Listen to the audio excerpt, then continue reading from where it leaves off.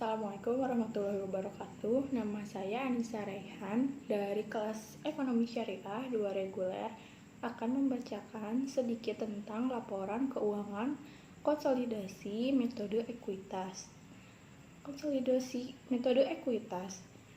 Konsep dasar dari metode ekuitas pada dasarnya memandang investasi induk perusahaan terhadap anak perusahaan sebagai sesuatu pernyataan modal, sehingga jika aktiva bersih anak perusahaan berubah karena kegiatan operasionalnya, secara otomatis akan menyebabkan perubahan pada nilai investasi induk perusahaan. Pada anak perusahaan dengan metode ekuitas, anggapan investasi pada anak perusahaan sejajar dan sama dengan investasi pada perusahaan-perusahaan cabangnya. Alasan diterapkannya metode ekuitas juga didasarkan atas suatu fakta bahwa induk perusahaan dan anak perusahaan merupakan bagian-bagian dari satu kesatuan usaha, seperti halnya hubungan antara kantor pusat dan cabang-cabangnya. Oleh sebab itu, perubahan-perubahan yang terjadi di dalam hak-hak pemegang saham pada anak perusahaan harus diakui dan dicatat oleh induk perusahaan untuk dapat mengikuti dan melaporkan posisi keuangan dan perkembangan usahanya secara lengkap.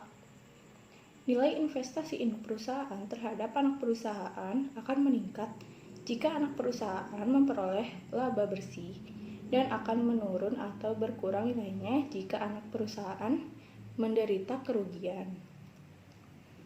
Meskipun laporan keuangan konsolidasi hasil penerapan metode ekuitas ini nantinya akan sama dengan penerapan metode KOS.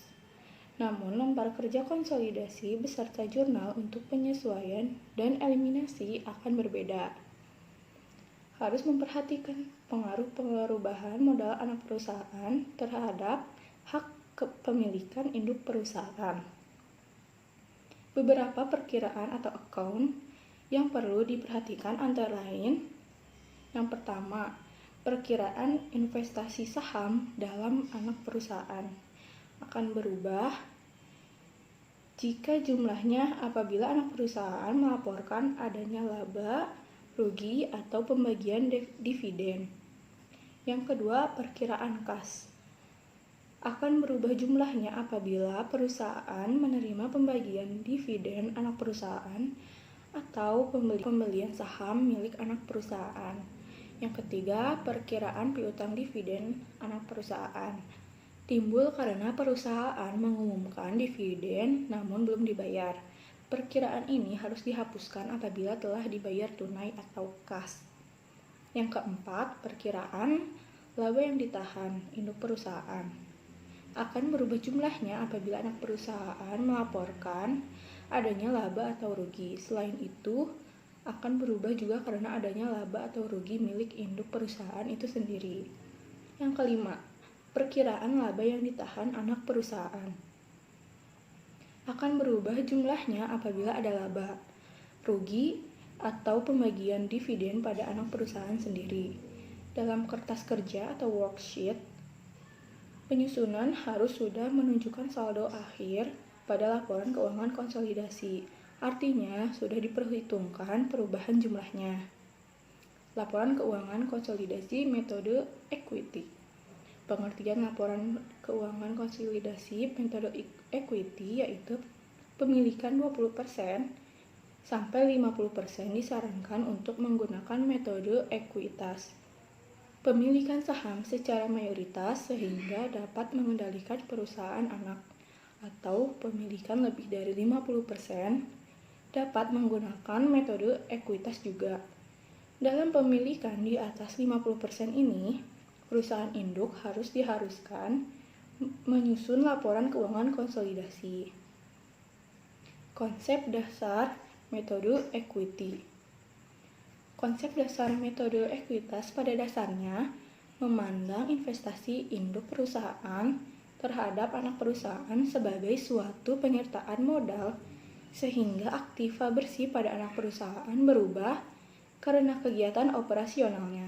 Secara otomatis akan menyebabkan perubahan pada nilai investasi induk perusahaan. Prosedur pencatatan investasi metode equity. Jika laba, maka perusahaan induk akan mencatat mendebit rekening investasi saham pada perusahaan anak yang mengkredit laba yang ditahan. Sedangkan jika rugi, perusahaan induk akan mendebit laba yang ditahan dan mengkredit investasi saham pada perusahaan anak. Selanjutnya ada teknik dan prosedur konsolidasi. Yang pertama, mengeliminasi semua rekening timbal balik. Suatu rekening yang dicatat oleh kedua belah pihak, induk dan anak, untuk satu transaksi yang sama. Yang kedua, menyusun kertas kerja atau worksheet. Digunakan untuk mempermudah penyusunan laporan keuangan. Berikut ini contoh kasus neraca PT Sinar dan PT Abadi pada tanggal 1 Maret 2013 setelah PT Sinar membeli 85% saham PT Abadi yang beredar dengan harga Rp22.500.000. Dapat dilihat pada gambar berikut. Pada tanggal 23 Desember 2013, PT Abadi mengumumkan pembagian dividen sebesar Rp3.100.000, sedangkan realisasi pembayaran dividen baru terjadi pada tanggal 30 Desember 2013. Selama tahun buku, PT Sinar memperoleh laba sebesar Rp4.700.000 dan PT Abadi sebesar Rp3.800.000. Berikut merupakan jurnal dan kertas kerja laporan konsolidasi jurnal.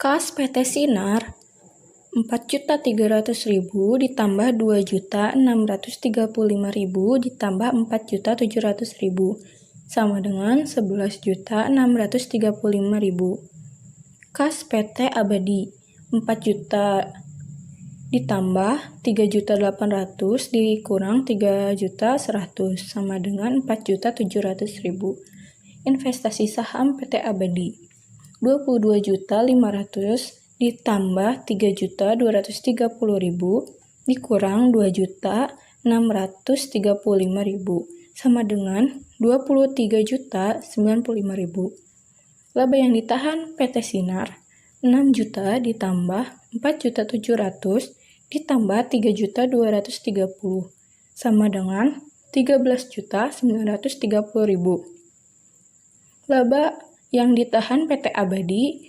2.500.000 ditambah 3.800.000 dikurang 3.100.000 sama dengan Rp3.200.000. Goodwill-nya 22.500.000 dikurang 85% dikali 15 juta sama dengan 9.750.000. Jurnal eliminasi dan penyesuaian. Modal saham PT Abadi 7.650.000, agio saham 2.975.000, laba yang ditahan PT Abadi 2.720.000, goodwill 9.750.000. Pada investasi saham PT Abadi 23.095.000.